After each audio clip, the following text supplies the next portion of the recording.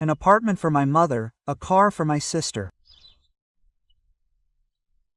And you, my dear, will only get a divorce, thought Fedya, rubbing his palms with the air of a sinister strategic genius, while twisting a fig in his pocket. He was sitting in the kitchen and, over the coffee bubbling in the Turk, maliciously imagining what this personal triumph of his would look like. In his wild imagination, he was in a white shirt, and behind him was a lawyer, also in a white shirt and a tie. Next to him was his mother with a headscarf on her head and his sister Verka with a tense expression on her face, like, "I'm just here, I don't know anything." And opposite him was Masha, his now ex-wife, who had become boring to him over the years of their life together. She sat so pale and propped her cheeks up with trembling hands, sniffling and realizing, that's it, she's lost, she's left alone.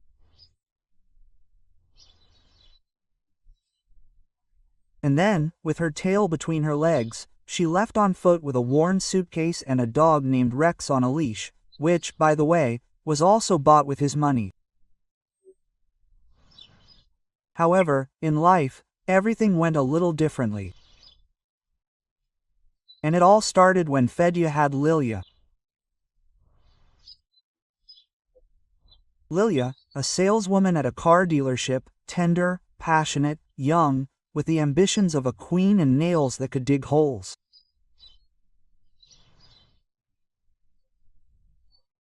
She called him Fedya my predator and assured him that he had the most beautiful bald head of anyone she knew. And Fedya himself lost his head and financial literacy next to her. This is what the girl shamelessly took advantage of, playing with Fedor like a cat with a mouse. But he liked it. For Lilia, he was ready to do anything.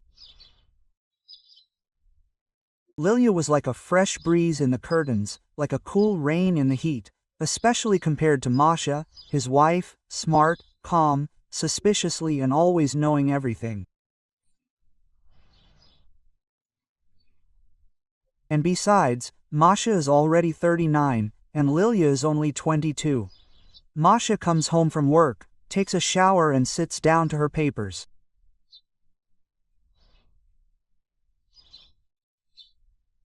But Lilia, when they meet, she pounces like a panther, and although she demands, "He doesn't give me attention, gifts, but he gives me such pleasure," that Masha couldn't even come close.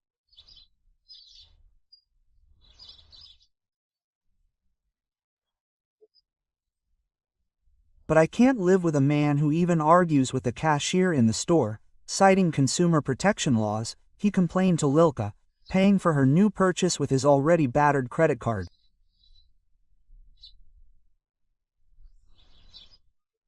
"We only have sex after notarized consent." "Yes. And borscht only after the contract is signed," he complained to Lilka, and she simply laughed infectiously. So she persuaded the lovesick Fyodor to this adventure with the transfer of the documents. She painted him a vivid picture of a joint vacation and passionate love by the sea. But it was Masha's habit of digging through documents that led to an unexpected turn, not at all what Fyodor dreamed of. Fedya, playing the sly fox, began to quietly transfer property. First, the apartment they bought during their marriage was transferred to their mother, Nina Stepanovna, a woman with chronic varicose veins and a passion for TV series about inheritances. Then the car was transferred to their sister, Lena, who, even in school, had called Masha a cracker and claimed that lawyers had no heart. Masha saw it all, watched silently. She didn't throw a tantrum or even hint to her husband that she knew about his grandiose plan.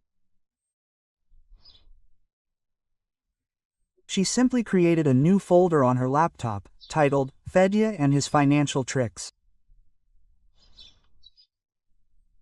It contained ample dirt on her still legal husband.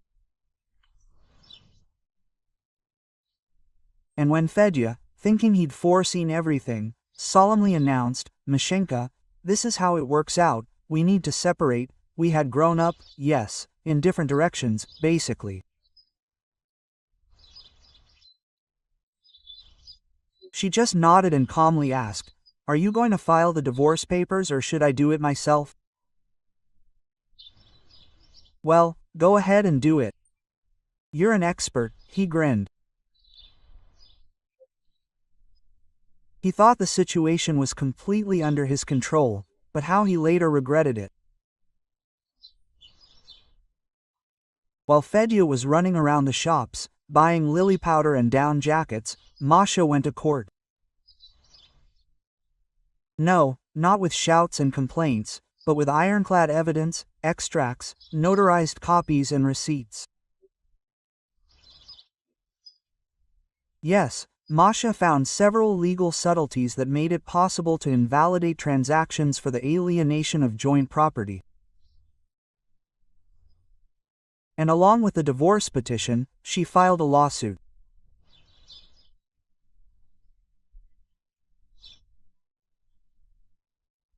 She initiated the divorce process not just for the dissolution of the marriage, but with the division of property and stating the reasons, including misrepresentation, an attempt to conceal assets, moral pressure and adultery with a person who is not a party to the marriage, but is a consumer of jointly acquired property.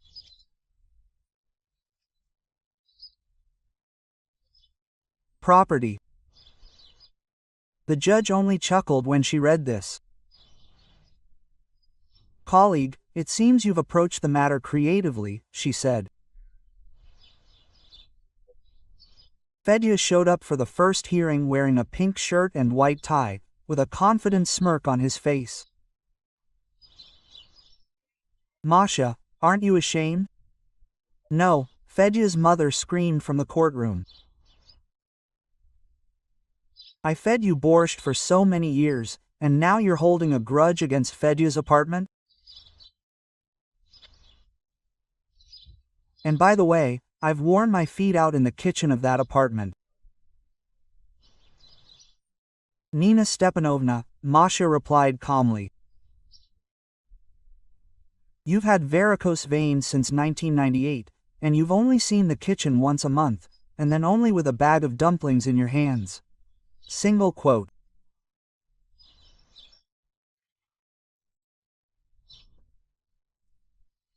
At the second hearing, it emerged that the apartment had been transferred to Masha's mother after Masha filed for divorce, and the car, although registered to Lena, had been purchased with a loan issued to Fedya, and payments were still being debited from their joint account.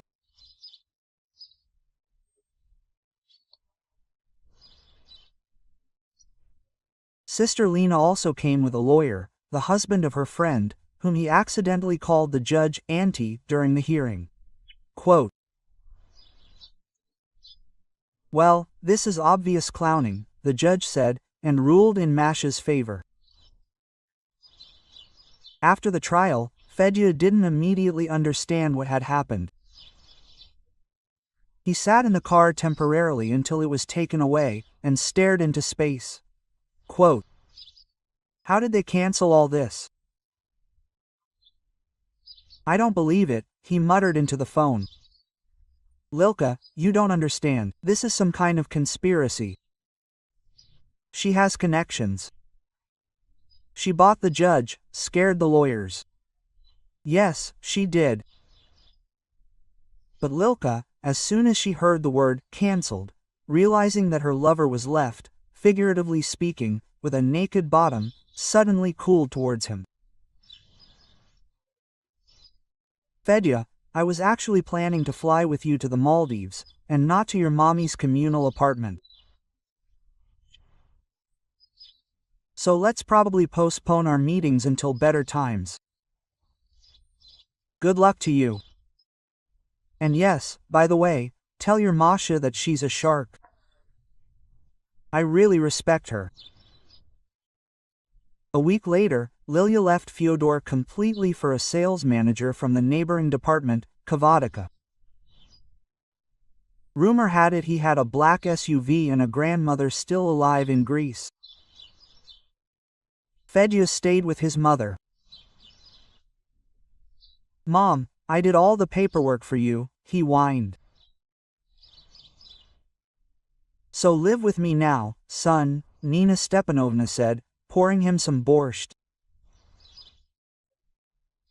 "We only have one spoon, and the other is stuck in the dishwasher in Masha's apartment."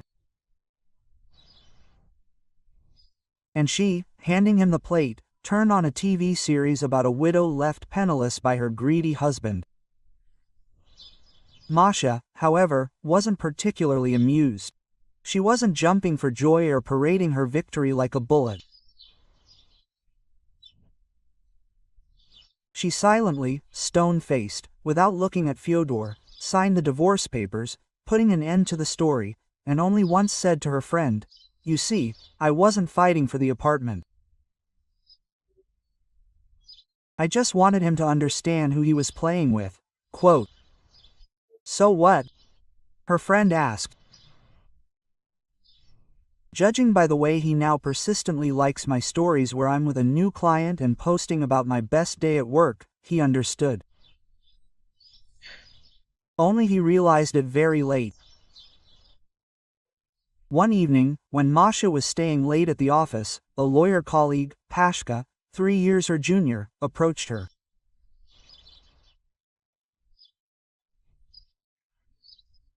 "Listen, Masha, I know you're probably very disappointed in men, but if you ever want to believe again, can I be at the casting?"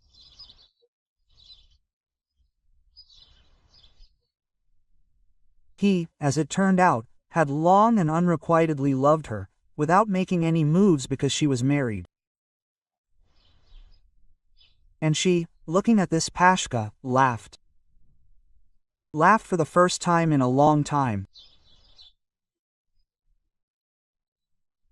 "Well, only if you don't transfer my car's title to your grandma in Taganrog, if you don't check my purchase receipts and act like a... Anyway, I'll give you a trial period, Pasha, and try to become my ideal." And Fedya eventually found himself a new girlfriend, or rather, a girl who sold him a phone on an installment plan and sympathized with him. This, of course, was the dull and expensive Lilia, and the insecure Masha.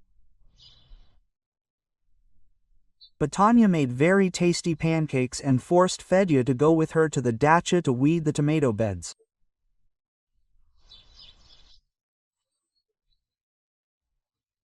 Nevertheless, even after time had passed, he continued to complain to all his friends and acquaintances at every opportunity that Masha had stolen everything from him, and that lawyers were the mafia, and that love had died because of the law.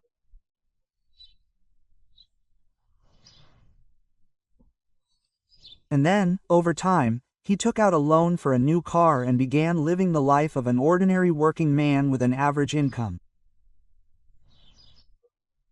This turned out to be his happiness, his limit. He never even tried to become a swindler or a romantic hero again. Yeah,